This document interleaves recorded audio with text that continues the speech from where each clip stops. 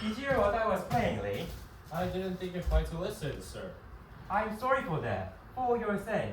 But I don't play awkwardly, anyone can play awkwardly. But I play with wonderful expressions. As far as the piano is concerned, the sentiment is my forte, and I keep silence for life. Yes, sir. And speaking of the silence of life, have you got the cucumber sandwiches cut for Lady Bracknell? Yes, sir. By the way, Lane, I see from your book that on Thursday night when Lord Sherman and Mr. Worthing were dining with me, 8 bottles of champagne are entered as having been consumed.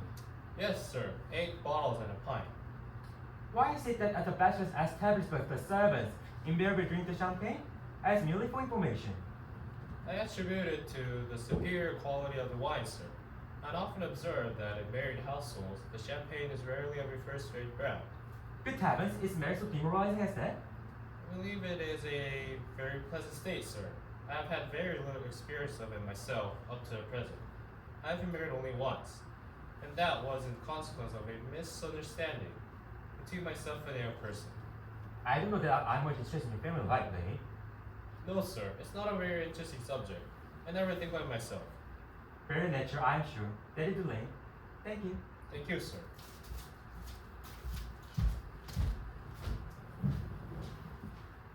Lane's views on marriage seem somewhat lax, really. If the law orders don't set us a good example, what on earth is the use of them? They seem as a class to have absolutely no sense of moral responsibilities. Mr. Earnest Worthy. How are you, my dear Earnest? What brings you up to town? Oh, pleasure, pleasure. What else should bring one down to it? Eating as usual, I Selgie. I believe it is customary in good society to take some slight refreshment at 5 o'clock. Where have you been since last Thursday? In the country. What on earth do you do there? When one is in town, one amuses myself. When one is in the country, one amuses people. Because it's just to be boring. And who are the people you amuse? Neighbors. That nice neighbor in your part of Shropshire? Partly will never speak to one of them. How immensely you must amuse them. By the way, Shropshire is your county, isn't that? Oh, Shropshire? Yes, of course. Hello, but all this cursed by cucumber sandwiches. Why such like this everybody so young? Who is coming to tea? Oh, merely on Augusta and Gwendolyn. Oh, how perfectly delightful. Yes, that is all very well, but I'm afraid Aunt Augusta won't kind approve of your being here. May I ask why? My dear fellow, the way you flirt with Gwendolyn is perfectly disgraceful. It is almost as bad as the way Gwendolyn flirts with you. I'm in love with Gwendolyn. I had come to town just precisely to propose to her. I thought you come up for pleasure? I call that business. How romantic you are. It is not romantic in proposing. It is very romantic to be in love. But there is nothing romantic about a definite proposal. Why? One may be upset if one usually is, I believe. Then the excitement is all over. But if ever I get married, I sometimes try to forget the fact. I have no doubt of it, Algie. The divorce code was specially invented for people whose marriages are so closely constituted. Oh, there is no use speculating on this subject. Divorces are made in heaven. Please don't touch the cucumber sandwiches. They order special for us and stuff. Well, you have been all the time. That is quite a different matter. She is my aunt. Have some bread and butter. The bread and butter is for Gwendolyn. The Gwendolyn is devoted to bread and butter. And a very good bread and butter it is too. My dear fellow, you need not eat as you're going to eat it all. You behave as you're married to her already. You're not married to her already. And I don't think you ever will be. When else do you say that? Well, in the first place, girls never marry men they flirt with. Girls don't think it right. Oh, that is nonsense. It isn't. It's a great truth. It accounts for the extraordinary number of bachelors one sees all over the place. In the second place, I don't give my consent. Your consent? My dear fellow, Gwendolyn is my first cousin, and before I were to marry her, you'll have to clear up the whole question of Cecily. Cecily? What on earth do you mean? What do you mean, as if by Cecily? I don't know of anyone with the name of Cecily. Bring me the sugar case Mr. Worthing left in the smoking room the last time he dined here. Yes, sir. Do you mean to say you have my secrets all this time? I wish to goodness you'd let me know. I've been writing frantic letters to explain about it. I was very nothing of a word. I wish you, well, for one, I happen to be more than usually hard up. There is no good offering luxury word that the thing is found. I think that is rather mean of you, Earnest, I must say. However, it makes no matter. For now, I look at the inscription inside. The thing isn't yours after all. Of course it's mine. You have sent me with 100 times, and you have no right whatsoever to read what is inside. It is a very ungentlemanly thing to read a private secret case. So it is absurd to have a hard and fast rule about what one should read and what one shouldn't. More than half a modern culture depends on what one shouldn't read. I inquire the fact, but I don't propose to discuss modern culture. It isn't the kind of sort of thing one should talk in private. I simply must case bad. Yes, but this isn't a secret case. This secret case is a present from someone of the name of Cecily, and you said that you didn't know any of the name. Well, if you want to know, Cecily happens to be my aunt. Your aunt? Yes, charming lady she is too. Listen, Tunbridge Wells. Just give back to me, Elsie. But why does she call herself Little Cecily if she is your aunt? At least at Tunbridge Wells. From Little Cecily we talk on this love. Well, my dear fellow, what on earth is there in that? Some aunts are tall, and some aunts are not tall. There is a matter that surely an aunt may be allowed to disturb herself. You seem to think that every aunt should be exactly like your aunt. That is absurd. For heaven's sake, just makes the case. But why does your aunt call your uncle? From Little Cecily we talk on this love to here, dear Uncle Jack. There is no objection I admit to an aunt being a small aunt. But why an aunt? No matter what the size may be, she call on her nephew, her uncle. I can't quite make out. Besides, your name is Jack at all. It is Earnest. Well, it isn't honest. It's Jack. But you have always told me it was Earnest. I introduced you as Earnest. You look as if your name was Earnest. You're one of the earnest looking person I ever saw in my life. It is perfectly absurd. You're saying your name isn't Earnest. It's on your cards. Here's one of them, Mr. Earnest Working. Before the Albany. So I keep this as a proof. Your name is Earnest. If you attempt to deny it to me or to Gwendolyn or to anyone else. Well, my name is Ernest in town and Jack in the country, and that's your case was given to me in the country. Yes, but that does not account for the fact that your small aunt Cecily, who lives at Tunbridge Wells, calls you a dear uncle. Come on, boy, you had much better thing out at once. Bumperist? What on earth do you mean by a bumperist? Well, I revealed to you the meaning of the incomparable expressions as soon as you're kind enough to inform me why you're Ernest in town and Jack in the country.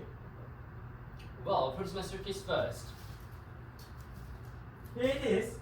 Now produce an explanation and pray make it improbable. Well, my dear fellow, there's nothing improbable about my explanation at all. In fact, it is perfectly ordinary. Old Miss Thomas Cardew, who adopted me when I was a little boy, made me and his little guardian to his little granddaughter, Miss Cecily Cardew. Cecily addresses me as an uncle from the motives of respect that you could not possibly appreciate, less than my place in the country under the charge of her honorable governess, Miss Prison.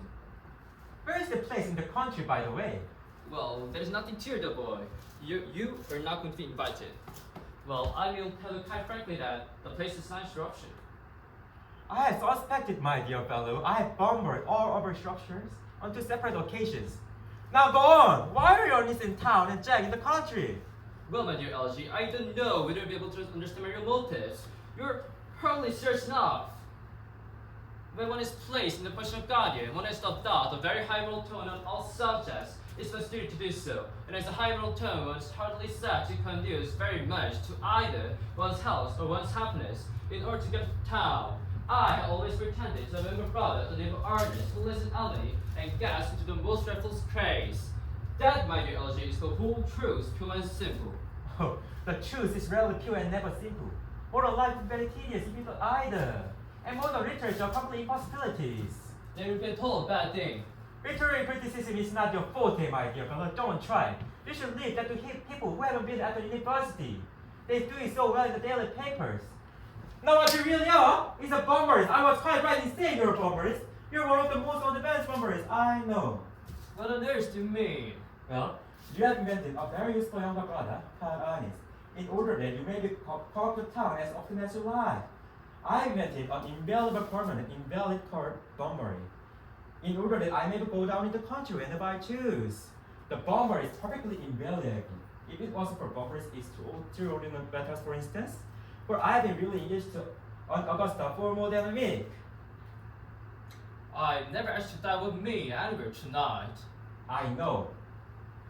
You're absolutely careless sending out invitations. It is very foolish of you. Nothing honors people so much as like receiving invitations. You are much better than Mr. Augusta. I haven't the smallest intention of doing anything of the kind. To begin it, I dine there on Monday, and once a week is kind enough to dine with relatives. In the second place, whenever I do dine there, I'm always treated as a member of the family and sent to dine either no woman at 2 or 2. In the third place, I'm perfectly well. Shirley placed me next to tonight. Shirley placed me next to Mary Falker, who always flirts with their own husband across the dinner table. That is not very pleasant. Indeed, it is not even decent. And the sort of thing is enormously on the increase. The amount of women in London who flirt with their own husband is perfectly scandalous. It looks so bad. It is simply washing one's clean linen in public. Besides, now I know you to be a confirmed bomberist. I naturally want to talk to you about bombering. I want to tell you the rules. I'm not a bomberist at all. If Gwendolyn asks me, I'm going to kill my brother. Indeed, I'm going to kill him in any case. Cecily is a little too interested in. It is the war, so I'm going to carry the Earnest, who lives in London, and I strongly advise you to do the same with Mr. with your invalid friend, who is that surname.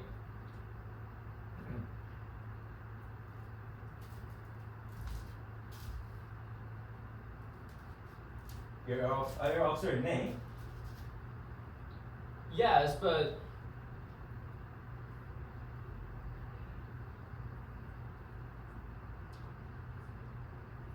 But if you ever get married, you'll be very glad to know about bombering, which seems to me extremely problematic. You'll be very glad to know about bombering.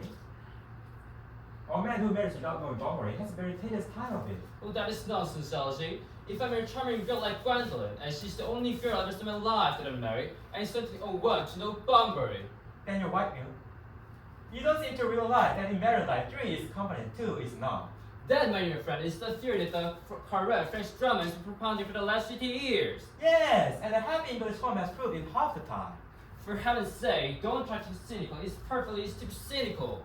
It isn't easy to be anything nowadays, my dear fellow. There's a lot of beastly competition about. Oh, there must be a lot of stuff.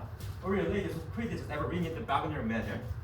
Now, if I were to get her out of the way for 10 minutes so that you can have an opportunity for pole twisting to Gwendolyn, may I dine with you tonight at Ulysses?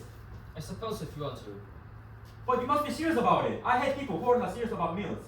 It is so charlatan.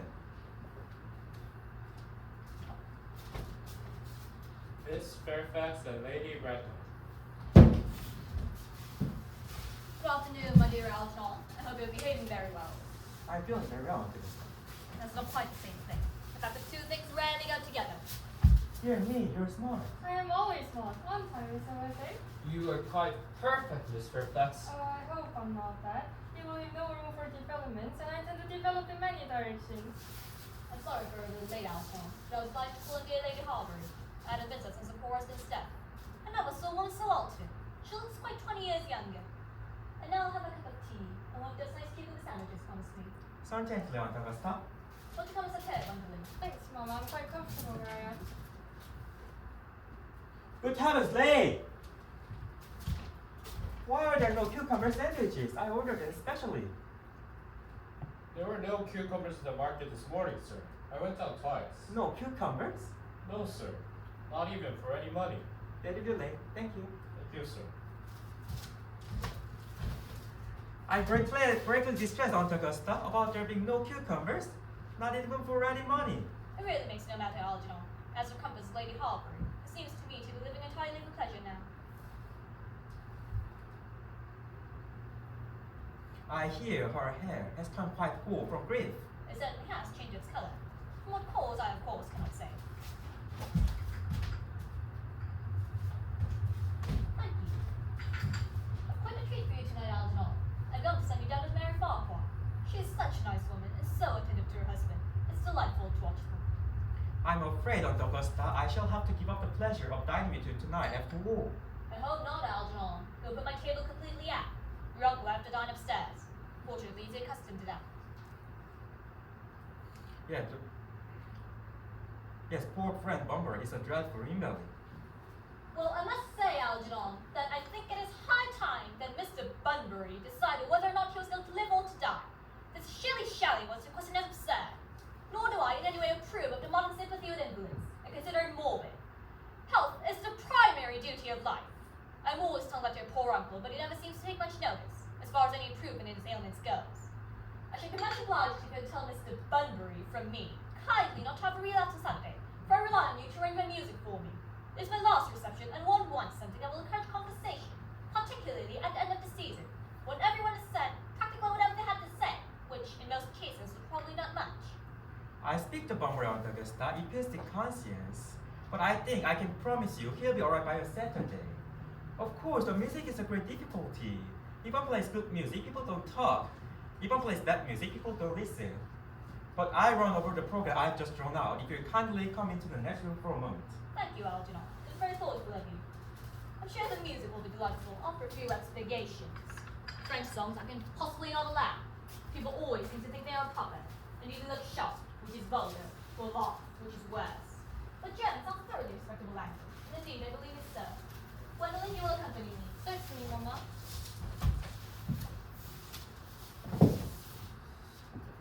Charming day has been, Miss Fairfax. Pray you don't talk to me of the weather, Mr. Worthing.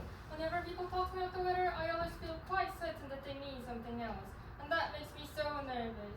I do mean something else. I thought so. In fact, I'm never wrong.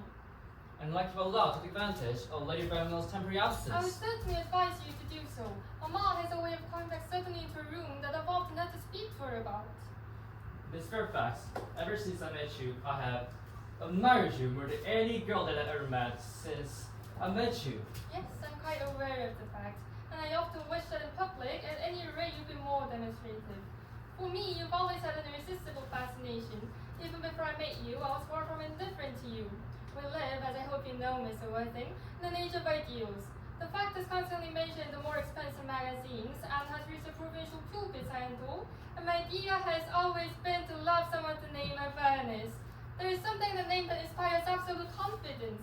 The moment Algernon first mentioned to me that he had a friend called Earnest, I knew I was destined to love you.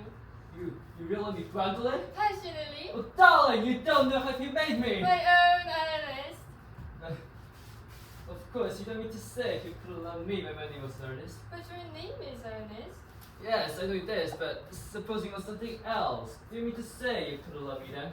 Ah, that is such a metaphysical speculation, and like most metaphysical speculations, has very little reference at all to the actual facts of real life as you know them. Personally, darling, to speak quite candidly, I don't much care for the name of Honest. I don't think that name suits me at all. It suits you perfectly. It's a divine name. It is a music of its own. It produces vibrations. Well, really, Gwendolyn, I must say that I think there are lots of other much nicer names.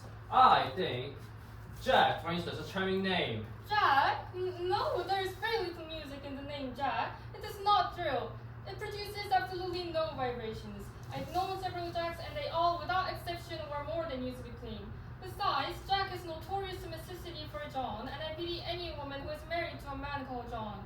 She'll never be able to know the intrinsic pleasure of a single moment's solitude. The only really safe name is Earnest. Well, Gwendolyn, I must get Kristen once. I mean, just get married at once. There's no time to be lost. Very, Mr. Worthing. Well, surely, you know that love and you let me to believe, Miss Fairfax, that you were not absolutely different to me. I adore you, but you haven't proposed to me yet. Nothing has been said at all about marriage. The subject has not even been touched on. Well, may I propose to you now? I think you would find an admirable opportunity, and to spare you any possible disappointment, Mr. Worthing, I think it only fair to tell you quite frankly beforehand that I'm fully determined to accept you. Gwendolyn! Yes, Mr. Worthing, what are you going to say to me? You know what I have to say to you. Yes, but you don't say it. Gwendolyn, will you marry me? Of course, our darling, how long have you been about it? I'm afraid you've had very little experience in how to propose. My own, I have never loved anyone in the world but you. Yes, but men have to propose for practice. I know my brother Gerald does, all my girlfriends tell me so. What wonderfully blue eyes you have, Earnest. You're quite blue. And I hope you always look at me just like that, especially under people present. Mr. Worthing! Rise, sir, from this semi-recumbent posture. It is most indecorous. Mama, I must beg you to retire. This is no place for you. Besides, Mr. Worthing has not quite finished yet. Finished what, may I ask? I'm engaged to Mr. Worthing, Mama. Pardon me, you're not engaged to anyone. When you do become engaged to someone, I or your father should just details permitted, will inform you of the fact. An engagement should come on a young girl as a surprise, pleasant or unpleasant, as the case may be. It is hardly a matter that she could be allowed to arrange for herself. And now I have a few questions to put to you, Mr. Worthy. While I make these inquiries, you, Gwendolyn, will wait for me below in the carriage. Mamma? In the carriage, Gwendolyn.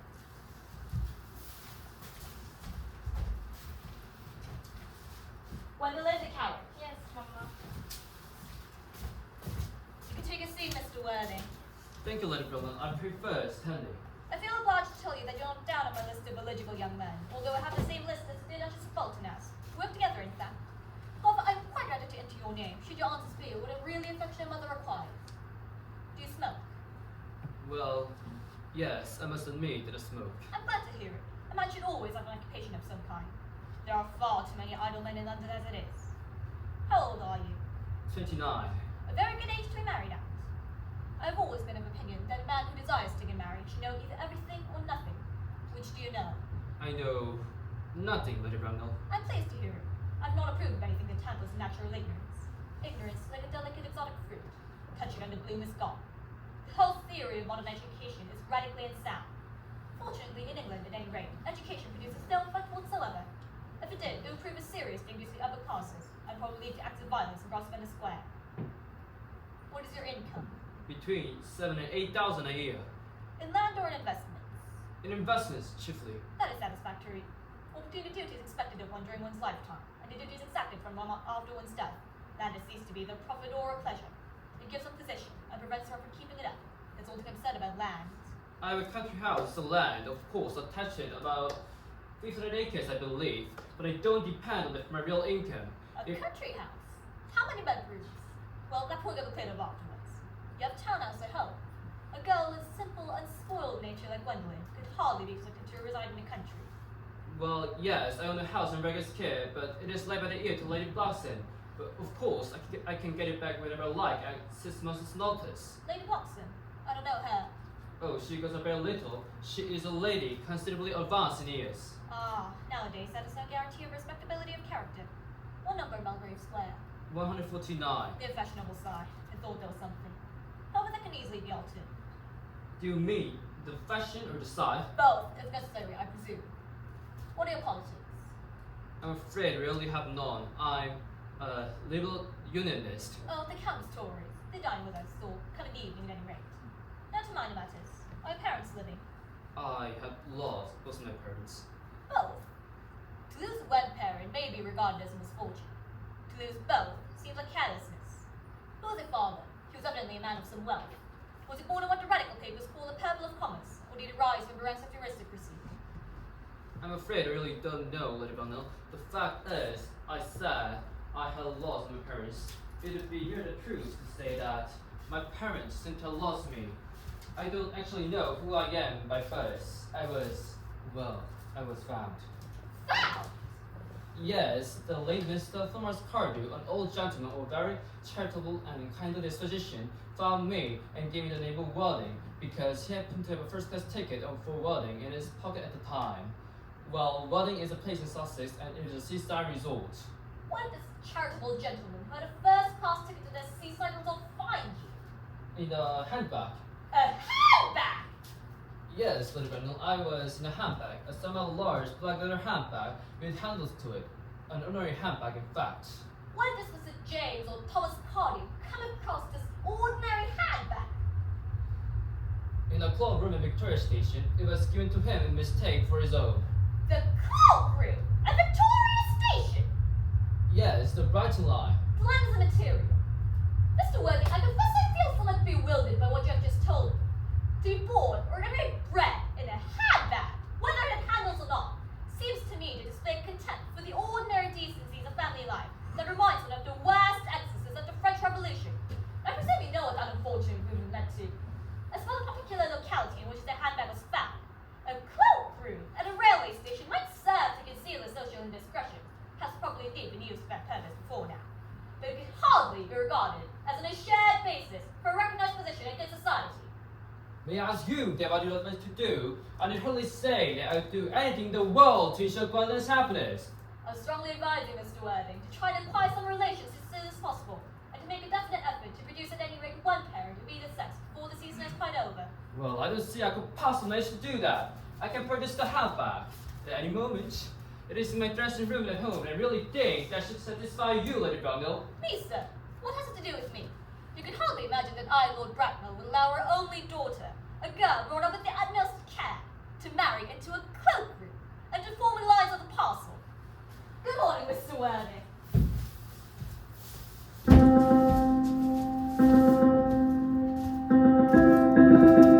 You have to say, don't let against the two theology, how good you are.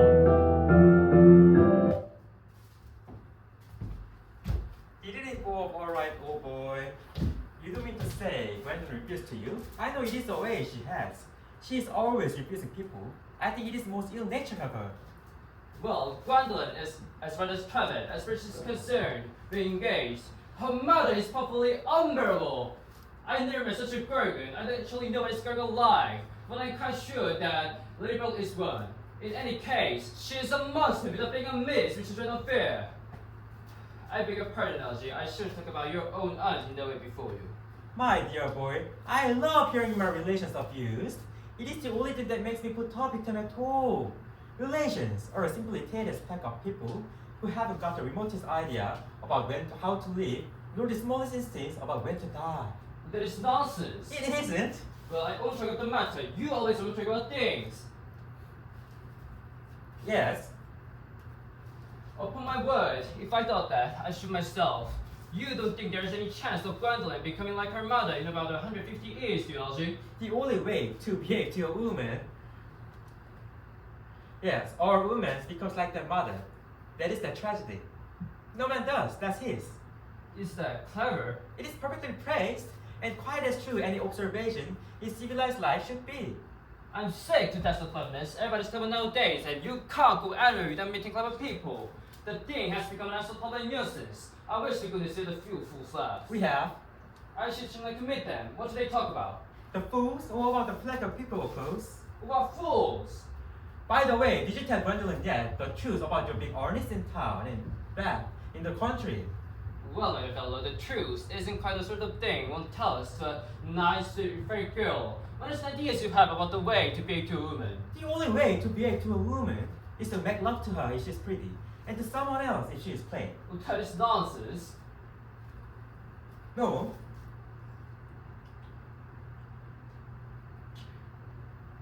What about your brother? What about your perfect and Earnest? Well, before the end of the week, I shall have got rid of him. I'll say that he died in Paris of apoplexy. Lots of people die of apoplexy quite suddenly, don't they? Yes, but it's hereditary, my dear fellow. It's sort of things that runs in the family, and you had much better say a severe chill. Oh, you're sure? Severe chill isn't hereditary or anything of the kind? Of course it isn't.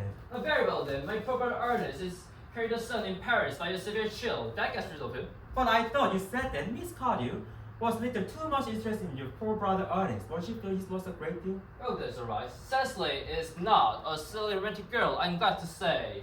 She's got a capital appetite, goes long works, and pays no attention at all to lessons. Have you told Gwendolyn yet that you have an excessively pretty woman who is only just 18? Oh, one doesn't put these things out to people. Cecily and Gwendolyn are perfectly certain to be extremely great friends.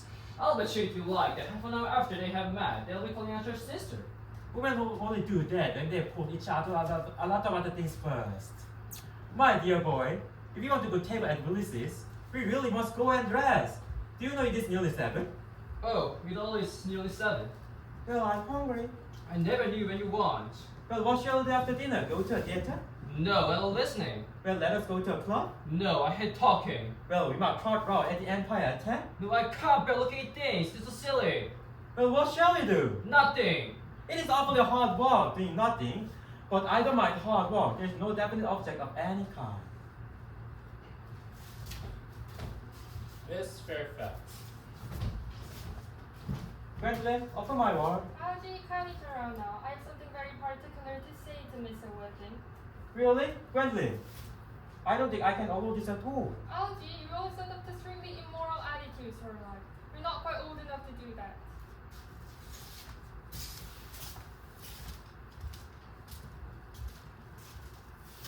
Well, darling. Ernest, we will never be married. From this present masked face, I fear we never shall. Few parents pay any attention to what their children say to them. The old-fashioned respect for the young is fast dying out. Whatever influence I ever had over Mama, I lost at the age of 3. But although she may prevent us from becoming man and wife, and I may marry often and marry someone else, nothing that she can possibly do can alter my eternal devotion to you. Gwendolyn. The story of romantic origin, as related to me by Mama, has naturally stirred the deeper fibers of my nature. Her Christian name has an irresistible fascination. The simplicity of her character makes you exquisitely incomprehensible to me. Your town address at Albany I have. What is your address in the country? Oh, the Manor House, Alton, Hertfordshire. There is a good postal service, I suppose. It may be necessary to do something desperate. That, of course, will require some serious consideration. I will communicate with you daily. My own one. How long do you remain in town? Till Monday. Good. Algie, you may turn around now. Thanks, I told around already. You may also ring the bell. You will let me switch your carriage, my darling. Certainly. Let's see, Mr. Bexab. Yes, sir. A glass of Shirley. Yes, sir. Tomorrow late, I'm going Bombori. Yes, sir.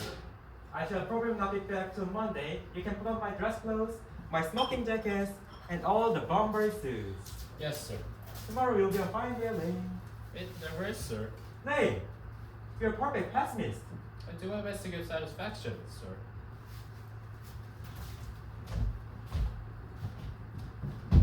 There's a successful, intellectual girl, the only girl of my life. What on earth is that? Oh, I am a little anxious, my poor brother. Earnest. That is all. If you don't take care, your friend Bumber will get you into serious case someday.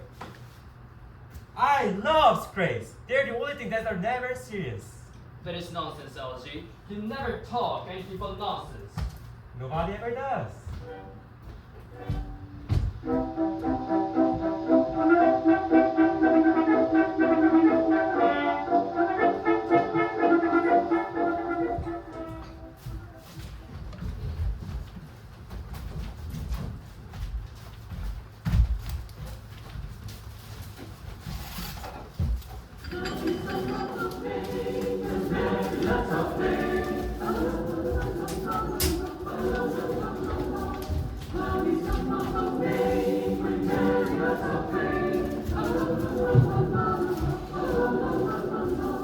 Each week is falling us upon the green grass. Each week is falling us upon the green grass.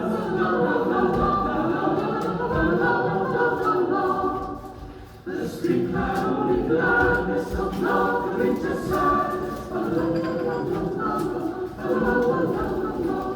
The spring caroling gladness of love, the winter sadness. And to the wild sound, when it's spread up the ground. And to the wild sound, when it's spread up the ground.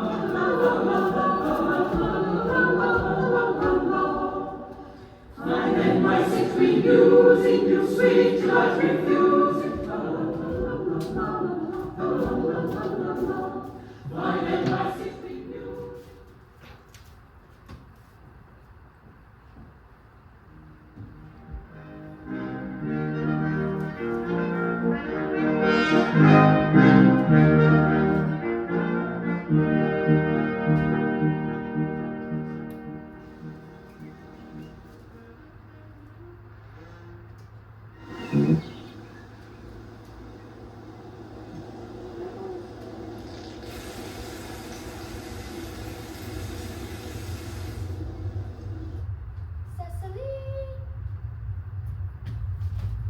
Cecily! Surely such a utilitarian occupation as the watering flowers of the multitude than yours. Especially at the moment when intellectual persuasion.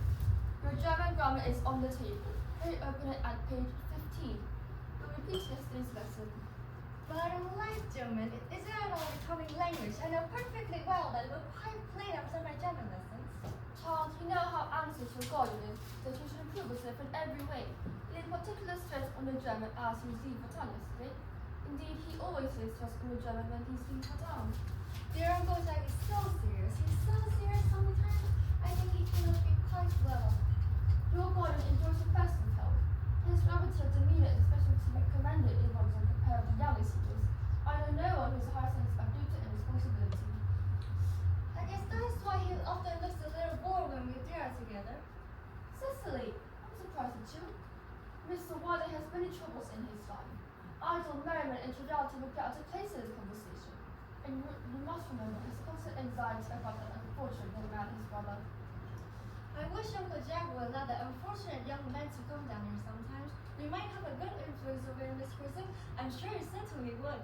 German, theology, things of that kind influence a man very much. I don't think that even I could risk an effect on a character that, according to his own submission, is irretrievably weak and vacillating. Indeed, I'm not sure I'll desire to claim him. I'm not in favor of the modern maniac to move back and good back to most status. As a man sows, so let him reap. You must put away your diary, Cecily. I really don't see why you should keep a diary at all. I keep a diary in order to enter wonderful secrets of my life. If I write them down, I should probably forget all about them. Memory, my dear Cecily, is a diary that we all carry around with us. Yes, but it usually chronicles the things that have never happened and couldn't possibly happen. I believe memory is responsible for nearly all the volume novels that Moody sends us. Do not speak strikingly of the people alone, Cecily. I wrote one myself in earlier days. Did you really, Miss Grissom? How wonderfully clever you are. I hope it did not end happily. I don't like novels that end happily. They depress me so much. The good and the happy, the bad unhappily. That's what fiction means. I suppose so, but it seems so unfair. Was your novel ever published? Alas, no. The manuscript, unfortunately, was abandoned. I use the word in the sense of lost or mislaid. But to your work, child, these speculations are profitless. But I see dear Dr. Shashimo coming off to the garden. Dr. Shashimo, this is indeed a pleasure. How is this morning, Miss Grissom? You're just well? Miss Grissom has just been complaining of a slight headache. I think it would do her so much good to have a short stroll with you in the park, Dr. Shashimo. Cecily, I won't mention anything about headache. No, Miss Grissom, I know. But I felt instinctively that you had a headache, and I was thinking about it, not my German lessons, when I thinking. I hope Cecily not inattentive. Oh, I'm afraid I am. Well, that is strange. We're fortunate enough to be Miss Grisom's pupil. I'll hang up on your lips. I spoke metaphorically. My metaphor was drawn from bees. Mr. Worthing, I suppose, has not returned from town yet. We do not expect him till Monday afternoon. Ah, yes. He usually likes to spend his Sunday in London. He's not one of those whose sole aim is enjoyment, as by all accounts, the unfortunate young man, his brother, seems to be. But I must not disturb Egeria and her pupil any longer. Egeria? My name is Letitia, Doctor. A classical illusion, merely drawn from the pagan authors.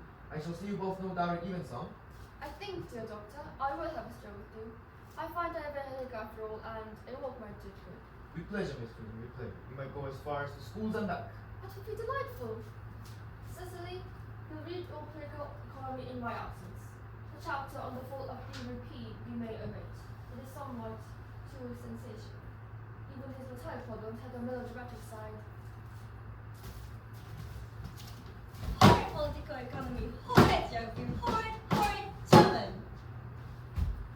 Mr. Earnest Wilde has just driven home from the station. He has brought his luggage with him. Mr. Earnest Warning, B4WW, Uncle Jack's brother. Did you tell him that Mr. Warning was in town? Yes, miss. He seemed very much disappointed. I mentioned that you and Miss Grissom were in the garden. He said he was anxious to speak to you privately for a moment. Ask Mr. Earnest Warning to come here. I suppose you had better talk to the housekeeper about room for him. Yes, miss. I've never met any really wicked person before. I rather feel frightened. I'm afraid he'll look just like everyone else. He does! You're my little cousin Cecily, I'm sure. I think you're under some strange mistake. I'm not little. In fact, I'm more than usually tall for my age. But I'm your cousin Cecily. You guys see from the card is Uncle Jack's brother, my cousin Ernest, my wicked cousin Ernest. Oh, I'm not really wicked at all, cousin Cecily. You mustn't think that I'm wicked. If you're not, then you have been deceiving us all in a very inexcusable manner. I hope you're not pretending to be really wicked and being really good all the time. That we had promised. Oh, of course, I've been rather reckless. I'm glad to hear it. In fact, now you mention the subject, I've been very bad in my own small way. I don't think you should be proud of it, though it must have been very pleasant. It is much pleasanter being here with you. I can't understand how you hear about Uncle Jack won't be back till Monday afternoon. That is a great disappointment. I'm obliged to go by the first train on Monday morning. I have a business appointment that I'm anxious to miss. Couldn't you miss it anywhere but in London? No, the appointment is in London. Well, I know how important it is not to keep a business engagement, but once wants to retain the sense of beauty of life. But still, I think you should wait till Uncle Jack's arrive. I know he wants to speak to you about your emigrating. About my what? Your emigrating. He's gone up to buy you an outfit. I certainly wouldn't let Jack buy my outfit. He has no taste in neckties at all. I don't think you require any neckties. He's sending you to Australia. Australia? I sooner die. Well, at dinners on Wednesday night, he said you have to choose between this world, the next world, and Australia. Oh well, the accounts I've received of Australia and the next world are not particularly encouraging to me. This world is good enough for me, Cousin Cecily. Yes, but are you good enough for it? I'm afraid I'm not there. That is why I want you to reform me. You might make that your mission, if you don't mind, Cousin Cecily. I'm afraid I have no time this afternoon. Well, would you mind my reforming myself this afternoon? It is very exotic of you, but I think you should try. I will. I feel better already. You're looking a little worse. That is because I'm hungry. Oh, how dull is something. But once it's going to lead an entirely new life, one should requires regular and wholesome meals. Won't you come in? Thank you. Might I have a bottle of first? I never have any appetite unless I have a bottle of first. A Marshall Neal? No, I still have a pink rose. Why? Because you're like a pink rose, Cousin Cecily. I don't think you can learn for you to talk to me like that. Miss Prison never says such things. That Miss Prison is a short-sighted old lady. You're the prettiest girl I ever saw. Miss Prison says you're the little service here. There are snares that every sensible man would like to be caught in. I don't think I would be able to catch a sensible man. I shouldn't know what to talk to him about.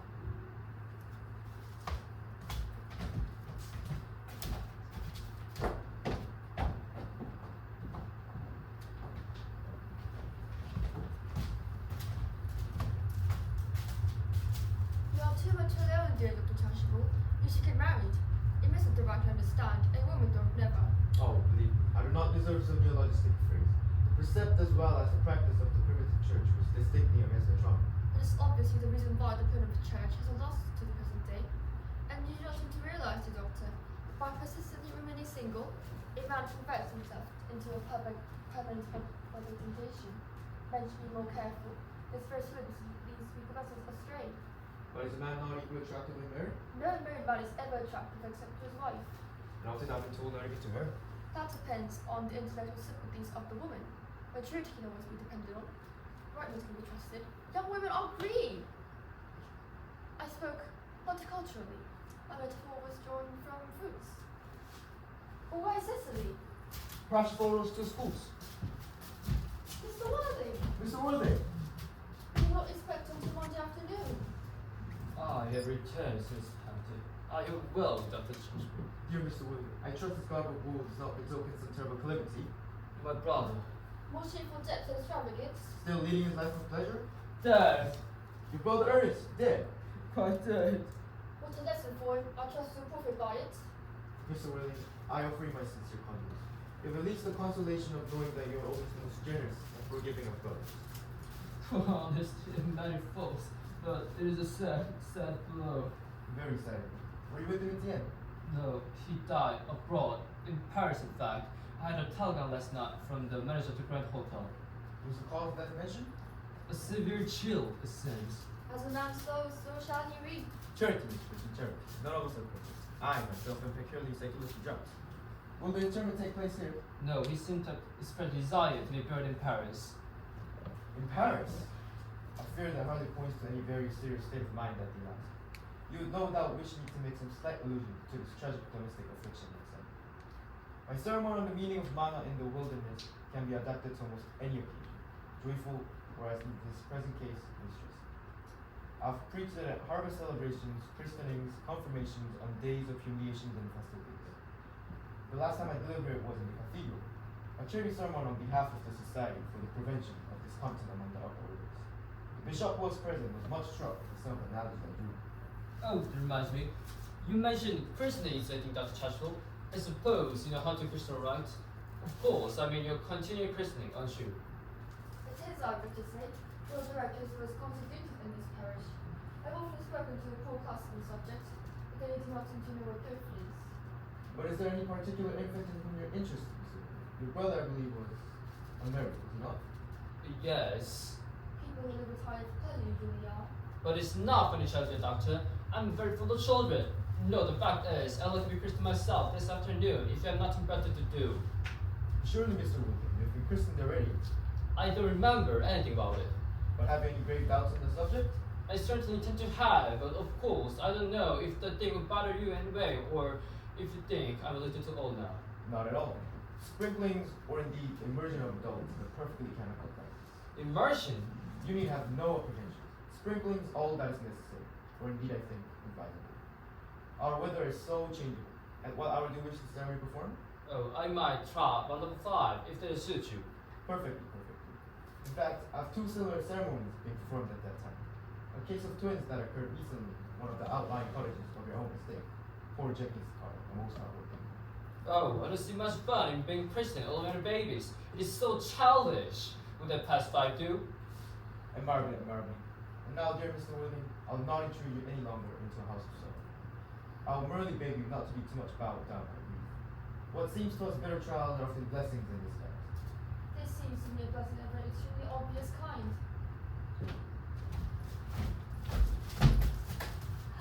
Oh, Uncle Jack, I'm pleased to see you back, but what horrid clothes you have on. Do go and change them. Cicely! My child. What is the matter, Uncle Jack? You look happy. You look like you had it today, and I've got such a surprise for you. Who do you think is in the dining room? Your brother! Who? Your brother. He arrived half an hour ago. What nonsense. I haven't got a brother. Oh, don't say that. However badly he may have used you in the past, he's still your brother. You couldn't be so heartless to disown him. I'll tell him to come out and you shake hands with him, Uncle Jack. These are very joyful tidings. Although he had all but resigned to his loss, his sudden return seems to be peculiarly distressing. My brother is in the dining room. I didn't know what it all means. I think it's awfully absurd.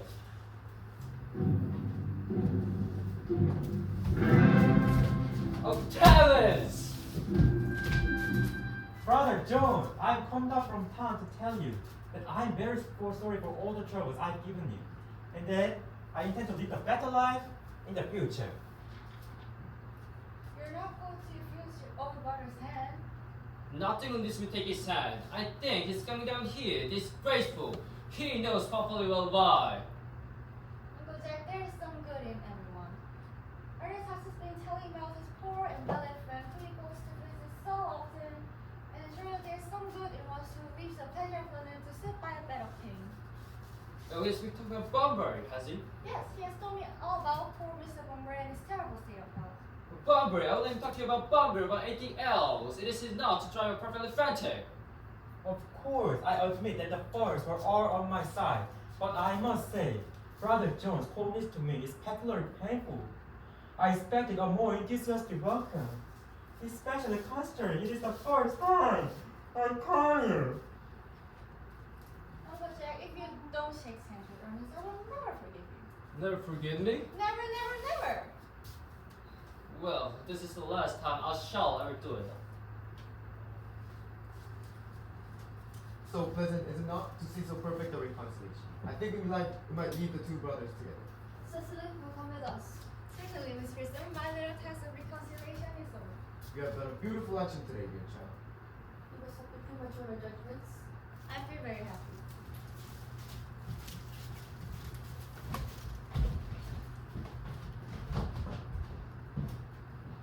You young scoundrel, Elsie, you must leave this place as soon as possible. I don't allow any barbarian here. I have put Mr. Earnest things in the room next to yours, sir. I suppose that is all right. What? Mr. Earnest luggage, sir. I have unpacked it and put it in the room next to your own. It's mortgage. Yes, sir. 3 portmanteaus, a dressing case, 2 hat boxes, and a large luncheon basket. I'm afraid I can stay more than a week this time. Mervyn, order the dog called at once. Mr. Earnest has suddenly called back to town. Yes, sir. What a fearful liar, Jack. I have not been called back to town at all. Yes, you have. I haven't heard anyone call me. Your duty as a gentleman calls you back. The Cecily is so darling. You are not to talk to Miss Carter like it. I don't like it. Well, I don't like your clothes. You're perfectly ridiculous in them. Why on earth don't you go up and change? It is perfectly childish to be in deep mourning for a man who is actually staying for a whole week in your house as a guest. I call it grotesque. You're certainly not staying for a whole week as a guest or anything else. You have got to catch the 4:05 train. I certainly wouldn't leave you so long as you're mourning. It would be very unfriendly. If I were mourning, you stay with me, I suppose. I should think it very unkind if you didn't. Well, will you go if I change my clothes? Yes, if you're not alone. I never saw anybody take so long to dress and with such little result. Well, at any rate, it is better than being always overdressed as you are. If I'm occasionally over little dress, I make up for it by being always immensely overeducated. Your vanity is ridiculous, your conduct and outrage in Precious McGarden, utterly absurd. However, you will have got to catch the 4:05, and I hope you will have a pleasant journey back to town. This bumbering, I suppose, that has not been a great success for you. I think it has been a great success. I'm in love with Cecily, and that is all. But I must see her before I go and make another arrangement with Bunbury. Oh, there she is. Oh, I rarely came back to water the roses. I thought you were with Uncle Jack. He's going to order the dog car for me. Is he going to take you for a nice ride? He's going to send me away. Maybe I've got to part? I'm afraid so. It's a very painful parting. It is always painful to part from people who've known for a brief space of time. The absence of old friendships or equality, even a monetary separation from one who has just been introduced is almost unbearable. Thank you.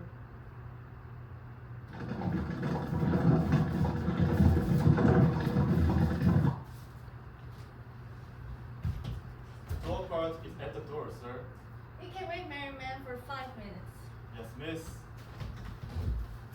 I hope, Cecily, I shall not offend you if I say quite frankly and openly that you seem to me to be in every way the visible personification of absolute perfection. I think your friend has such a presence, Ernest. If you allow me, I will enter your remarks into my diary. You really keep a diary? I give anything to look at it, man. You see, it's a young girl's write of her own thoughts and impression, and meant for publication when it appears in volume 4. I hope you order a copy, but pray don't stop, Ernest. I delight in taking down from dictation. I've reached absolute perfection. You can go on. I'm quite ready for more. Oh, don't cough, Ernest. When one is dictating, one should speak clearly and not cough. Besides, I don't know how to spell.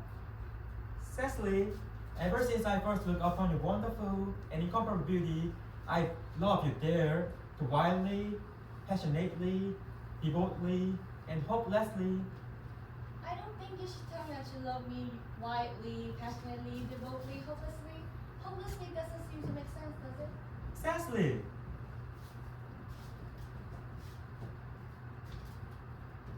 The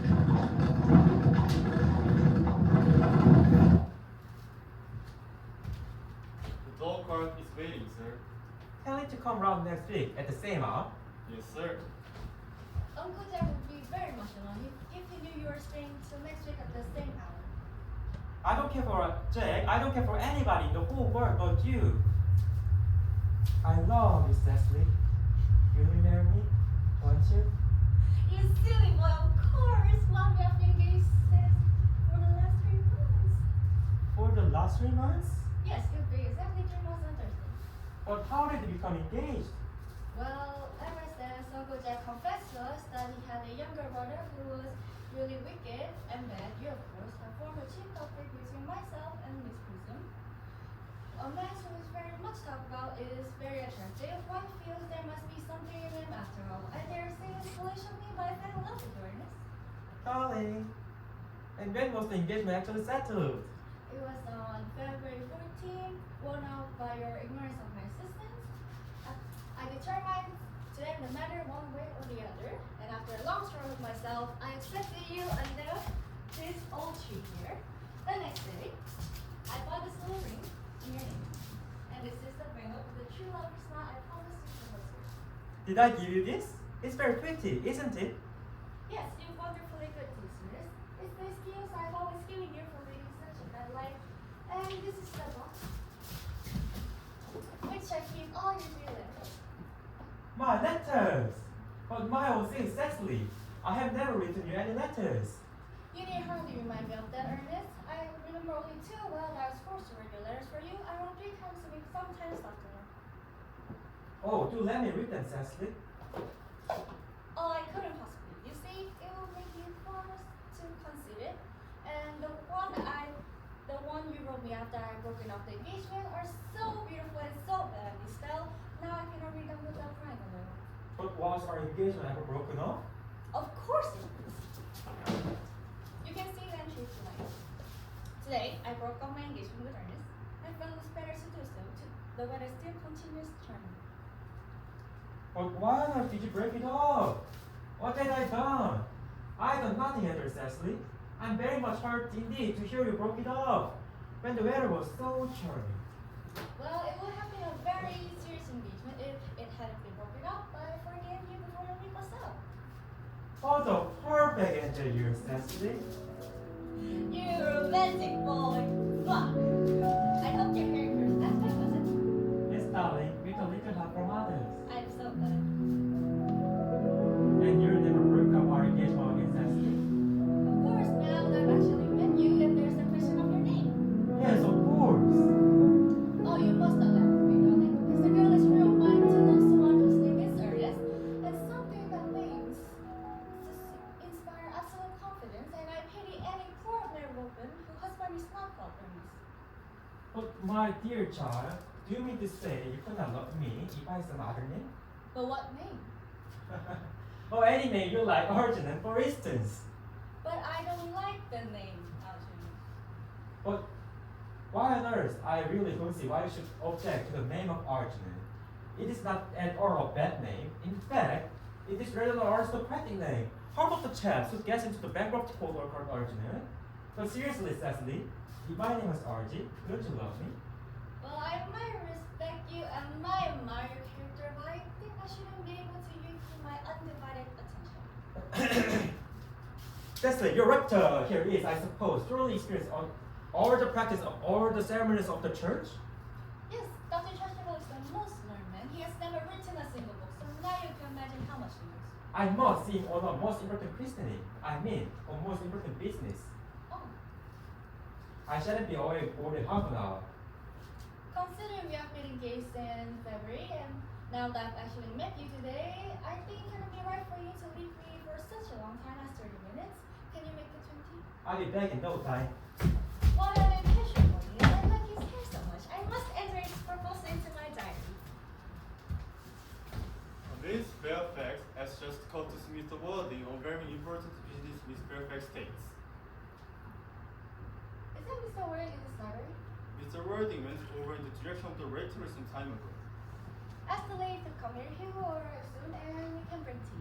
Yes, miss. Miss Fairfax, one of many good elderly women who are associated with Uncle Jack's philanthropic work in London. I don't quite like women who are interested in philanthropic work. I think it's so four of them. Miss Fairfax. Pray let me introduce myself to you. My name is Cecily Cardew. Cecily Cardew, what a very sweet name. Something tells me that we're going to be great friends. I like you already more than I can say. My first impressions of people are never wrong. Oh, how nice of you to like me after we've known each other for such a short period of time. Pray sit there, I may call you Cecily, may I not? if you wish. And you always call me Gwendolyn, won't you? With pleasure. Then that is all quite settled, is it not? I hope so. Perhaps this might be a favorable opportunity for my introducing who I am. My father is Lord Bracknell. You never heard of Papa, I suppose? Oh, no, I don't think so. Outside the family circle, Papa, I'm glad to say, is entirely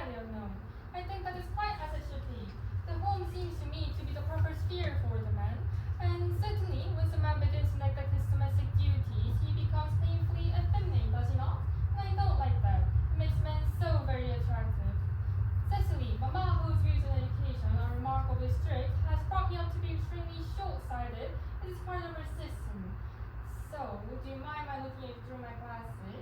Oh, not at all, Gwendolyn. I'm very proud to being looked at.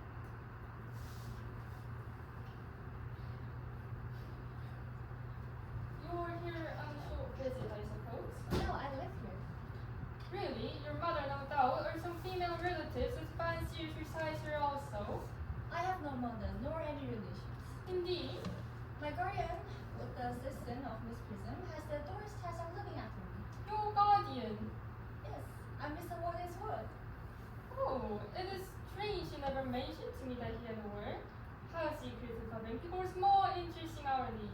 I'm not sure, however, that the news inspires me with the feelings of unmixed delight. I'm very fond of you, Cicely. I've liked you ever since I met you, but now that I know you're Mr. Worthing's word, I cannot help expressing a wish you were, well, just a little older than you seem to be, and not so very alluring in appearance. In fact, if I may speak candidly, Pray do, when someone has something unpleasant to say, one should stay quite candid. well, to speak with perfect candor, Cicely, I wish that you were fully 42 and more than usually playing for your age. Earnest has a strong, upright nature. He's the very soul of truth and honor. Disloyalty will be as impossible to him as deception. But even men of the noblest possible moral character are extremely susceptible to the physical charms of others. Modern, no less ancient history provides us with the most painful examples that will refer to. If we're not so indeed, history will be quite unreadable. I beg your pardon, did you say Ernest? Yes? Oh, it's not Mr. Ernest Warden who is my guardian, it's his brother, his older brother. Ernest never mentioned to me that he had a brother. I'm sorry to say they have not been on good terms for a long time. Ah, that accounts for it. And now that I think of it, I've never heard anyone mention his brother. The subject seems distasteful to most men.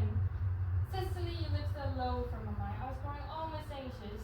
Of course, it would have been terrible if any cloud had come across a friendship like ours, would it not? Of course, you're quite sure that it is not Mr. Ernest Worthing who is your guardian.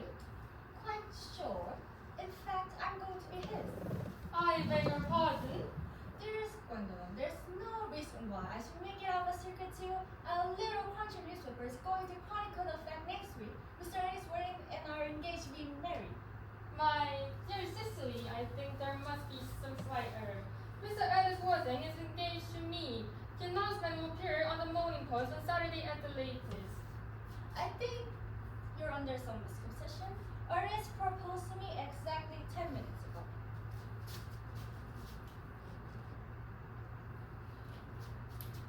It is certainly very curious, for he asked me to be his wife yesterday afternoon at 5:30. If you care to verify the incident, pray do so.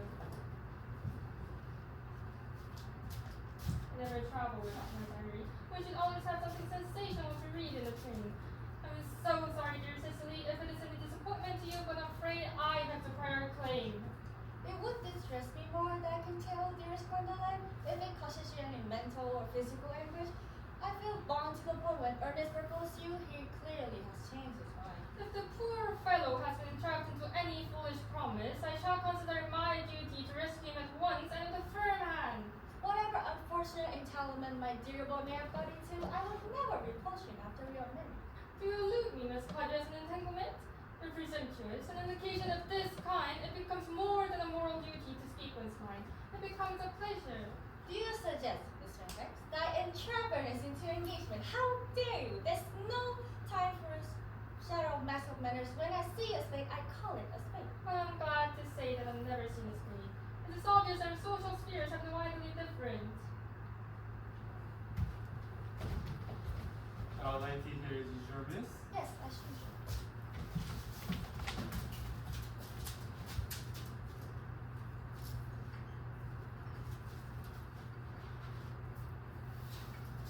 Were there many interesting walks in the vicinity, Miss Claudia?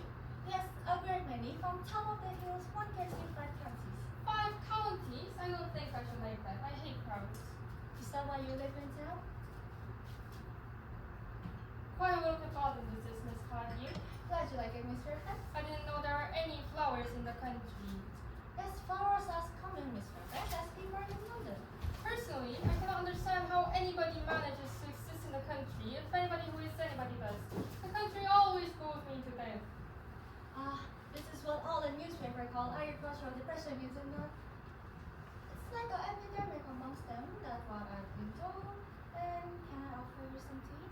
Thank you. The detestable girl will require tea. Sugar? No, thank you. Sugar is not fashionable anymore. Cake, bread, and butter? Bread and butter, please. Cake is really seen at the best houses nowadays. Hand this to Miss Roberts.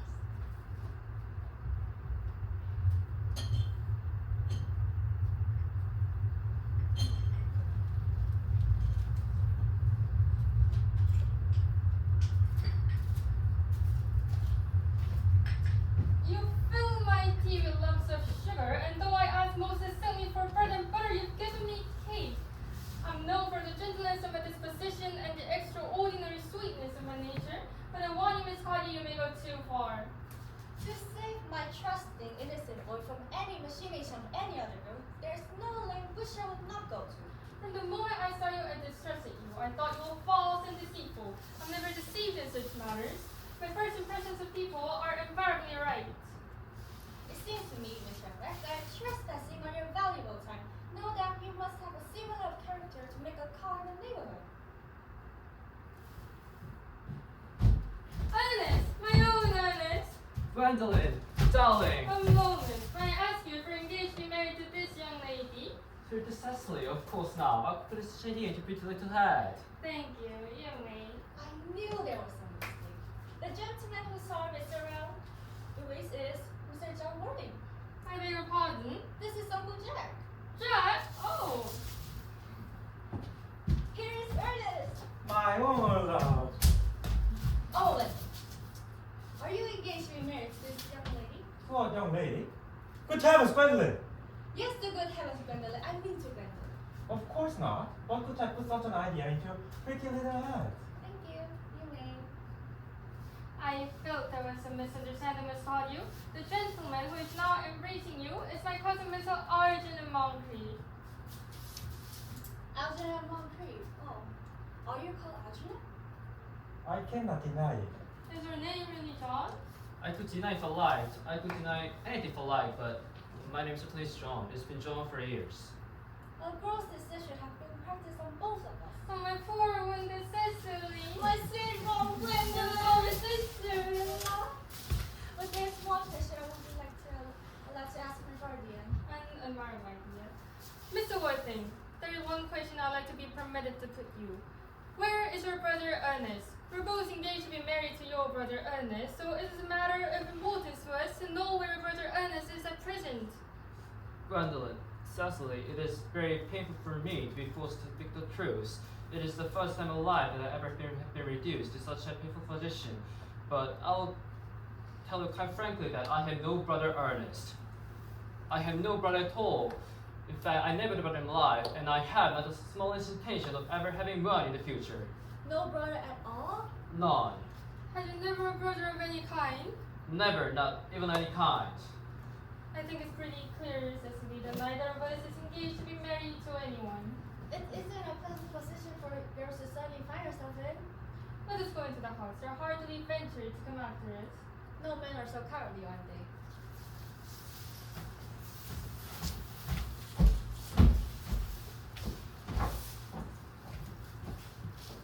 This kind of things is such good bumbering, I suppose. What a perfectly wonderful bumper it is. The most wonderful bumper I have ever had in my life. Well, you have no right whatsoever to bumber here. That is absurd. One has a right to bumper anywhere one chooses. Every serious bumper knows that. Just bumbers, good heavens. Well, one must be serious about something if one wants to have any amusement in life. I happen to be serious about bumbering. What on earth are you serious about? About everything, I should fancy. Well, You have such an absolutely trivial nature. the only small satisfaction I have in the whole of this wretched business is that your friend Bumber is had exploded. You won't be able to run down to the country quite as often as used to do, dear Algy, and a very good thing too. Your brother is a leader of color, isn't it, dear Jack? You won't be able to disappear to London so quite frequently as your wicked custom was. And not the bad thing either. As for conduct, Miss Cardew, I must say that your taking in a sweet, simple, innocent girl like this is quite inexcusable, to say nothing of the fact that she's my ward. I can't see no possible defense at all for your deceiving a brilliant, clever, thoroughly experienced young lady like Miss Fairfax, to say nothing of the fact that she's my cousin. I'm engaged to marry Gwendolyn. I love her. I simply wanted to be engaged to Cecily. I adore her. But there's just no chance we marry Miss Cardew. I don't think there's much likelihood, Jack, of you and Miss Fairfax being united. Well, that is no business of yours. If it was my business, I wouldn't talk about it. It is very brutal to talk about someone's business. Only people like stockbrokers do that, and then merely at dinner parties. How you can sit there calmly eating muffins in this horrible trouble? I can't make it out. You seem to me to be perfectly harmless. Well, I can eat muffins in an agitated manner. The butter will probably get on my cups. One should always eat muffins in an agitated manner. It is the only way to eat them. I say it is perfectly harmless of you eating muffins at all under the circumstances. Well, I'm in trouble. Eating is the only way to console me. When I'm in really bad trouble, anyone who knows me intimately will tell you I refuse everything, food and drink. Besides, I'm particularly fond of muffins. Well, there is no reason why you should emo in a greedy way. Jack, I wish you'd have tea cake instead. I don't like tea cakes. With talents, I suppose a man made his own muffins in his own garden. But you just said it was particularly hardest to eat muffins. Yeah, but I said it was probably harmless of you under the circumstances. It's a very different thing. That may be, but the muffins are the same. Algie, I wish to goodness you go! Jack, you cannot possibly ask me without having some dinner. It's absurd. I cannot without some dinner. No one ever does, except bachelors and people like that. Besides, I just made arrangement with Dr. Chashburn to be Christian at 6:15 under the name of Earnest. Snick the nonsense about that. I made arrangements this morning with Dr. Chashburn to be Christian myself at 5:30, and I naturally take the name of Earnest. We can't both be Christian artists, that is absurd. Besides, I'm perfect right to be Christian if I like. There is no evidence at all that I ever have been Christian by anybody else, but this is the different in your case. You have been Christian already. But I have not been Christian for years. Yes, but you have been Christian already, that is the important thing. Quite so I know my constitution can stand it. If you're not quite sure ever having been Christian, I think I must say it would rather dangerous you're venturing on it now. It might make you very unwell. You can hardly forget that someone very closely connected with you was very nearly carried off this week in Paris by a severe chill. Yes, but you say yourself that a severe chill was hereditary. Yes, I know. But I dare say it is now. The science is always making wonderful improvements in things. Well, that is nonsense, Elsie. You're always talking nonsense. Jack, you get the muffins again. I wish you wouldn't. I told you I was particularly fond of muffins. Yes, but I hate tea cake. Then why on earth do you allow tea cakes to be served up for your guests? What ideas you have of hospitality? Algernon, I already told you to go. I don't want you here. Why don't you go? Well, I haven't quite finished my tea yet, and there's still muffins left.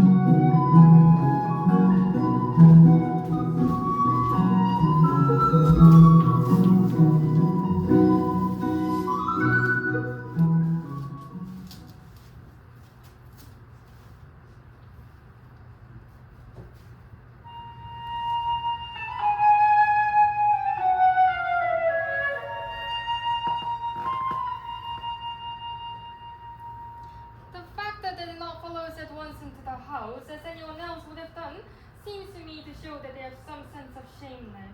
They're eating muffins. They're like repentance. They don't seem to notice us at all. Couldn't you call? But I haven't got a call. They're looking at us. What a treachery! They're approaching. Let's go more of them. Let us preserve a dignified silence. That's the only thing to do now.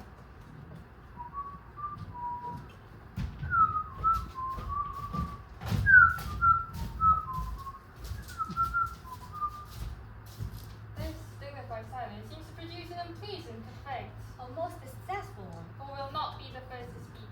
Certainly not. Mr. Worthing, there is something very particular to ask you. Much depends on your reply. Gwendolyn, your common sense is invaluable. Mr. Moncrief, kindly answer through the following questions. Why did you pretend to be my guardian's brother? In order that I might have an opportunity of meeting you. Well, it seems like a very satisfactory explanation, does it? Yes, sir, if you can believe. No, but it does not affect the beauty of this explanation. True. In matters of grave importance, silence of sincerity is a vital thing.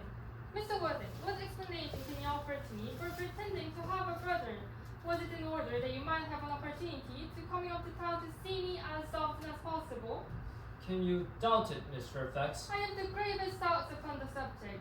But as into question, this is not the moment for German skepticism. Their explanation appears to be quite satisfactory, especially Mr. Worthing's. That seems to me to have a stamp of truth upon it. I'm more in contact with what Mr. Moncrief says. His voice inspires absolute credulity. So, do you think we should forgive him? Yes. I mean, no. True, I have forgotten. There are principles at stake that one cannot surrender. Which of us should tell them? The task is not a pleasing one. Could we not both think at the same time? An excellent idea. I nearly always speak at the same time as others. Will it have some time for Certainly.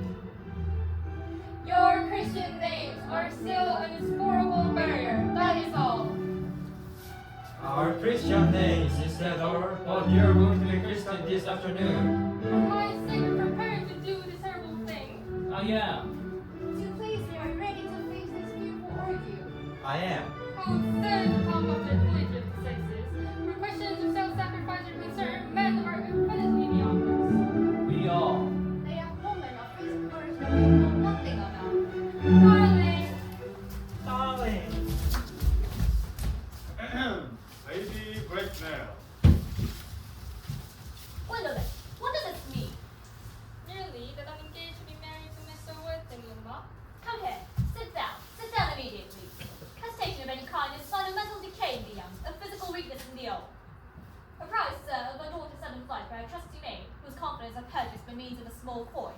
I followed her once by a luggage train. Her young father is, I am pleased to say, under the impression that she is attending a more than usually lengthy lecture by the University Extension Scheme on the influence of a permanent income of thought. I have not proposed yet this season. Indeed, I've never deceived him on any occasion. I consider it wrong. But of course, you will clearly understand that all communication between yourself and my daughter must cease immediately from this moment. On this point, as indeed on all points, I am firm. I'm engaged to marry to Gwendolyn, Lady Bracknell. You're nothing of the kind, sir. And now, as regards Algernon. Algernon, Yes, Aunt Augusta. may I ask if it's in this house that your poor friend Mr. Bunbury resides? Oh, Bunbury doesn't live here. Bunbury is somewhere else at present. I mean, poor Bunbury died this afternoon. Dead? When did Mr. Bunbury die? His death must have been extremely sudden. Oh, I killed Bunbury this afternoon. I mean, poor Bunbury died this afternoon. What did he die of? Bunbury? Oh, he was quite exploded. Exploded? Was he the victim of revolutionary outrage? I was not aware that Mr. Bunbury was interested in such a legislation. If so, he is well punished for his morbidity. My dear Aunt Augusta, I mean he was found out. The doctors found out Bunbury could not live. That is what I mean. So Bunbury died. He seems to have had great confidence in the opinion of his physicians. I'm glad, however, that he came to some conclusion at the end and acted under proper medical advice. And now that we have finally got rid of this Mr. Bunbury, may I ask Mr. Worthing, who's that young person whose hand my nephew Algernon is now holding in what seems to me a peculiarly unnecessary manner? That lady is Mrs. Nicarding, my word. I'm engaged to be married to Cecily, Aunt Augusta. I beg your pardon! Mr. Moncrief and I engaged to be married, Lady Bracknell. I don't know whether there's anything peculiarly exciting about the air in this part of Hertfordshire, but the number of engagements that go on seems to me considerably above the proper average that the statistics have laid down for our guidance.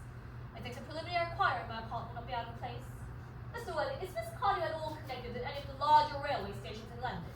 I merely desire information. Until yesterday, I had no idea that there are any families of peasants origin was terminus. Miss Cardew is the granddaughter of the late Mr. Thomas Cardew of 149 Regis Care, London, Jarvis Park, Dorking, Survey, and the Sportfisher, Scotland. That sounds not unsatisfactory. 3 letters always inspire confidence, even in tradesmen. What proof about their authenticity? I have carefully preserved the quote guides of the period, given to your inspection, Lady Brownell. I know strangers in that publication. Well, Miss Cardew sends the listers are Messrs. Maltby, Maltby, and Maltby. Maltby, Maltby, and Maltby. A son at the very highest position in the profession. Indeed, I am told that one of the Mr. Maltbys is occasionally to be seen at dinner parties. So far, I'm satisfied. How is very kind of you, Lady Brownell. I have also in my possession, you will be pleased to hear, certificates of Miss Cardew's birth, baptism, whooping cough, registration, vaccination, confirmation, and the measles, both the German and English variety. Ah, a lot full of incidents, I see. Though perhaps somewhat too excited for a young girl. I myself am not in favor of premature experiences. Gwendolyn, the time approaches for our departure. You have not a moment to lose. As a matter of form, Mr. Worthing, I'd better ask if Miss Cardew has any little fortune. Oh, about £130,000 in advance. That is all. Goodbye, Lady Brownell. So pleased to have seen you. Oh no, Mr. Worthing. £130,000. And in the funds. Miss Cardew seems to me a most attractive young lady now that I look at her. Few girls at the present age have any really solid qualities, any of the qualities at last. We live, I regret to say, in native services. Come over here, dear. Pretty child, you dress sadly simple, and your hair seems almost as nature might have left. But we can soon alter all that. A thoroughly experienced French maid produces a really marvelous result in a very short period of time. I remember recommending one to young Lady Laxton, and after 3 months her own husband did not know her. And after 6 months, nobody knew her. Let it turn around, sweet child. No, the side view is what I want. Yes, just as I expected. There are distinct social possibilities in your profile. The 2 weak points in our age are a sort of principle and a sort of profile. The chin a little higher, dear. The style largely depends on the way the chin is worn. You're one very high at present. Algernon, Yes, Aunt Augusta. there are distinct social possibilities in Miss Cardew's profile. Cecily is the sweetest, dearest, prettiest girl in the world. But I don't care 2 pence about social possibilities. Never speak disrespectfully of society, Algernon. Only people who can't get into it do that. Thank you, Aunt Augusta. My dear, you must be aware that Algernon is not his death to depend upon. But I do not approve of mercenary marriages. When I married Lord Bracknell, I had no fortune of any kind, but I never dreamed for a moment of letting that stand in my way. Well, I suppose I must give my consent. Thank you, Lady Ragnar. Cecily, you may kiss me. You may also dress Miss Aunt Augusta for the future. Thank you, Aunt Augusta. The marriage, I think, had better take place quite soon. Thank you, Aunt Augusta. To speak quite frankly, I'm not in favor of long engagements. They give people the opportunity of finding out each other's character before marriage, which I think is never advisable. I beg your pardon for interrupting you, Lady Brownell, but this engagement is quite out of the question. I'm Miss Cardew's guardian, and she cannot marry without my consent until she comes of age, and that consent I absolutely decline to give. But what grounds may I ask? Algernon is an extremely, I would almost say ostentatiously, eligible young man. He has nothing, but he looks everything. What more can one desire? It pains me very much to have to speak frankly to you, Lady Brownell, about your nephew, but the fact is that I do not approve at all of his moral character. I suspect him of being untruthful. Untruthful? My nephew Algernon? Impossible! He's an Oxonian! I fear there can be no possible doubt about the matter. This afternoon, during my presence in London, on an important case of romance, he obtained admission to my place by means of the false pretense of being my brother. Under a assumed name, he drank, just before my butler, an entire pink bottle of my Perry Route 89, of wine I was specially reserved for myself. Continuing his disgraceful deception, he succeeded in the course of the afternoon in alienating the affections of my only word. He so secretly to tea and devote every single muffins. And what makes it all the more hopeless is that he was perfectly aware from the first that I am no brother, that I never the brother, and that I don't intend to be brother, not even any kind. I distinctly told this of myself this afternoon. Mr. Worthing, after careful consideration, I have decided entirely to overlook my nephew's conduct to you. That is very generous, Lady Brownell, but my own decision is unalterable. I decline to give my consent. Come over here. How old are you, darling? I'm really only 18, but I admit to the age 20 when I go to evening parties. You have perfectly right in making a slight alteration. Indeed, a woman should never be so quite accurate 18 for the minute to 20th dinner parties. Well, it will not be very long before you are of age and free from the restraint of tutelage. So don't think a guardian's consent is, in this case, a matter of any importance. Excuse me for interrupting you, Lady Randall, but it is only fair to tell that according to the terms of her grandfather's will, she does not come legal of age till she is 35. That does not seem to me a grave objection. 35 is a very attractive age. London society is full of women of the very high society who've remained 35 after ovulation for years. Lady Dumbleton is an instance in point. To my own knowledge, she has been 35 ever since she arrived at the age of 40, which was many years ago now. I don't see why our dear Cecily should be any less attractive at that age mentioned than she is at present. There will be a large accumulation of property. Algie, could you wait for me till I was 35? Of course I could, Cecily. You know I could. Yes, I felt instinctively, but I hate you. For anybody, it would make me rather cross. I know I'm not functional myself, but I do like functionality in others, and even for merit, and that's out of the question. Then what is to be done, Cecily? I don't know, Mr. Moncrief. Mr. Worthing, as Miss Carty states positively that she cannot wait till she is 35, a remark which I am bound to say seems to me to display only quite a patient nature. I must beg of you to reconsider your decision. Well, my dear Lady Randall, the matter is entirely in your own hands. The moment you consent to my marriage with Gwendolyn, I will most gladly allow your nephew to form an appliance in my word. You must be quite aware that what you ask is out of the question. And the passionate celibacy is all that any of us can look forward to. That's not the destiny I propose for Gwendolyn. Algernon, of course, can do what he wants. Gwendolyn, we have already missed 5, if not 6, trains. Missing any more would expose us to comment at the platform.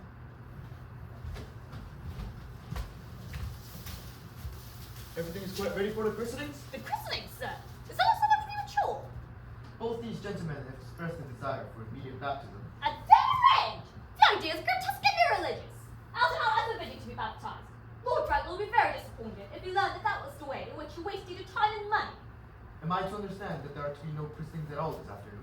I don't think that as things are now, it would much practical value to either of us, Dr. Chashful. I'm grieved to hear such sentiments from Mr. Wilde, the savior of the heretical views of the Anabaptists, views that I've completely refuted in form of my unpublic sermon. However, as your present mood seems to be one peculiarly secular, I'll return to the church at once. Indeed, I've just been informed by the pew opener that for the last hour and a half, Miss Prison has been waiting for me to rescue. Miss Prison? Did I hear mention of Miss Prison? Yes, Lady Bracknell, I'm on my way to join her. Pray allow me to detain you for a moment. This matter may prove to be one of grave importance to Lord Bracknell and I.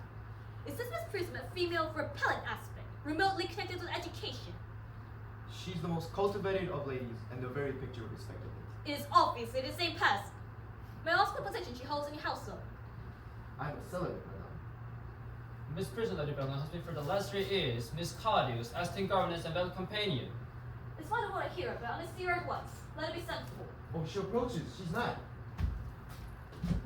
I was told you kept in the vestry, Lieutenant. We're waiting for there for an armored quarters. Prison? Come here, Prison. Prison? Where is that baby? 28 years ago, Prison, you left Lord Bracknell's house, number 104, Upper Grosvenor Square, in charge of a perambulator that contained a baby of the male sex. You never returned.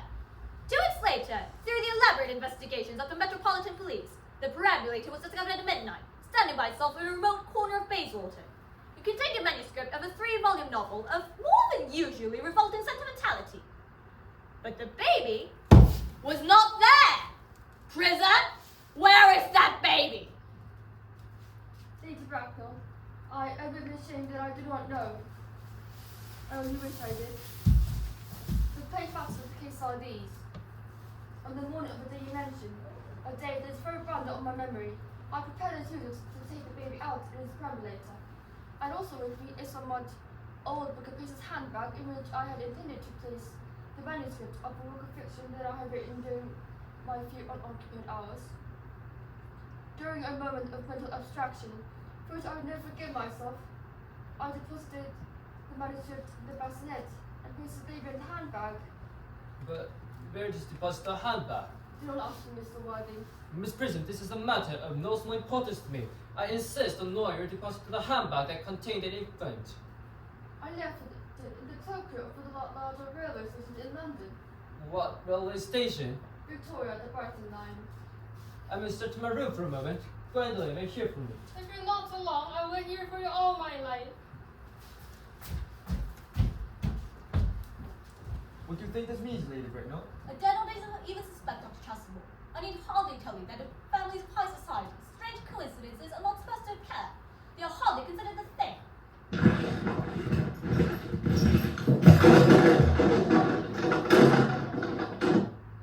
Uncle Jack seems strangely agitated. Your guardian has a very emotional nature. This noise is extremely unpleasant. It sounds as if he was having an argument. I despise arguments of any kind. They're always vulgar and often convincing. It has stopped now. I wish you would come to some conclusion. The suspense is terrible. I hope it'll last. Is this the handbag of this prison? Is it a careful first pay? The happiness of more than one lie depends on your answer. It seems to be mine. Yes, here is the injury it received through the upsetting of a gouge in omnibus in the happier days. And here is the stain on the lining caused by the exposure of a temperance beverage, an incident that occurred at Leamington. And here on the lock are my initials. I've forgotten that in an extravagant mood I had them placed there. The bag is undoubtedly mine. I'm delighted to have it so unexpectedly restored to me. It has been a great inconvenience without all these years. Well, Miss Prison, more is restored to than this handbag. I was the baby you placed in it. You! Yes, mother! Mr. Wardick, I'm unmarried. Married? I do not deny that it's a serious blow, but after all, who has the right to cast a stone against what West suffered? Can I repeat this violent folly? Why should there be more law for men and none for women? Mother, I forgive you. Mr. Wardick, there is some error. There is the lady who can tell you who you really are. Lady Bellmill, I hate to say inquisitive, but would you kindly inform me who I am? I'm afraid to answer after giving will not altogether please you. You're the son of my dead sister, Mrs. Moncrief, and consequently, Algernon's older brother. Eldest elder brother? Then a brother after all! I knew I had a brother, I always had a brother! Cecily, how could you ever doubt you that I had a brother? Chash, my personal brother. Prison, my personal brother. Gwendolyn, my personal brother. Algie, you will have to treat me with my same feature. You have never been human like a brother all your life. Until not today, old boy. But I admit I did my best. However, though, I was out of practice. My own, but what own are you? What is your Christian name now that you become someone else? Oh, good Tavis. I had quite forgotten the point. Your decision on the subject of my name is revocable, I suppose. I never change, except in my affections. What a noble nature you have, Gwendolyn. Then, the cash in the battle declared it was. On the moment, at the time when this prison led me in the handbag, had I been christened already? Every luxury the money could buy, including christening, had been lavished upon you by fond and doting parents. Then I was christened, that is settled. Now, what name was I given? Let me know the worst. Being the eldest son, you're naturally christened after your father. Yes, but what was my father's Christian name? I cannot at the present moment recall what the general's Christian name was, but I have no doubt he had one. He was a century guy, but only in later years, and that was the result of Indian climate, and marriage, and indigestion, and other things of that kind. Algie, can't you recollect what my other father's Christian name was? But we are never ever on speaking terms. He died before I was a year old.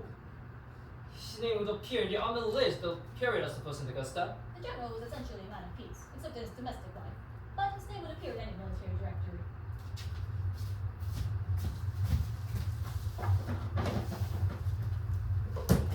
The army list, the left for years, are here. This left course that I cast to study. M. Generals, Mellon, Maxwell, Magley, what is the names they have? Murphy, Misty, Moss, Moncrief, Lieutenant 1840, Captain, Lieutenant Colonel, Colonel, 1969, Christian names, Earnest John! I told you, Gwendolyn, that my name was Earnest, didn't I? Well, it is Earnest after all. I'm a national artist. Yes, I remember now that the general was called Earnest. I knew it had some particular reason for disliking the name. Gwendolyn's my own Gwendolyn. I thought from the first you have no other name. Well, Gwendolyn, it is a terrible thing for a man to find out suddenly that all his life has been speaking up for the truth. Can you forgive me? I will, for I feel that you're going to change. Gwendolyn! Gwendolyn! Cecily! Algie! Bridget!